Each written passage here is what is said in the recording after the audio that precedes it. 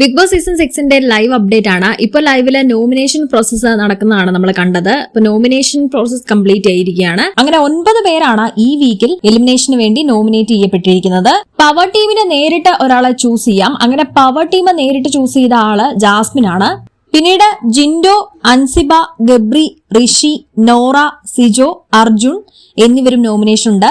അഭിഷേകിന് കിട്ടിയ പണിഷ്മെന്റ് ആയിരുന്നു direct nomination. അതുകൊണ്ട് തന്നെ അഭിഷേകും ഈ വീക്കിലും ഡയറക്ട് നോമിനേഷൻ ഉണ്ട്. കഴിഞ്ഞ വീക്കെൻഡ് എപ്പിസോഡിൽ വളരെ നന്നായിട്ട് പെർഫോം ചെയ്ത വ്യക്തി എന്ന രീതിയിൽ അൻസിബയെ ലാലേട്ടൻ അപ്രിഷിയേറ്റ് ചെയ്യുകയുണ്ടായി. അൻസിബയ്ക്ക് ഒരു സമ്മാനവും കൊടുത്തിരുന്നു. അൻസിബ ഇനി തുടർന്നാൽ നല്ലൊരു ഗെയിമറായി മാറാൻ സാധ്യതയുണ്ട് എന്നുള്ളത് കൊണ്ട് തന്നെ കുറെ പേര് അൻസിബേനെയാണ് നോമിനേറ്റ് ചെയ്തിരിക്കുന്നത്. അങ്ങനെ 7 വോട്ടുകളുമായി ജിൻഡോ, അൻസിബ, 5 വോട്ടുകളുമായി ഗബ്രി, 4 വോട്ടുകളുമായി ഋഷി, 3 വോട്ടുകളുമായി നോറ, അർജുൻ, 2 വോട്ടുകളുമായി സിജോ, ഡയറക്ട് എവിക്ഷനിൽ അഭിഷേകും ജാസ്മിനും.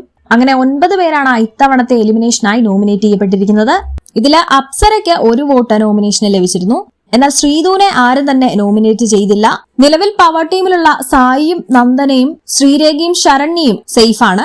ഈ വീക്ക് ക്യാപ്റ്റൻ ആയതുകൊണ്ട് തന്നെ റസ്മിനും ഈ വീക്ക് സേഫ് ആണ്.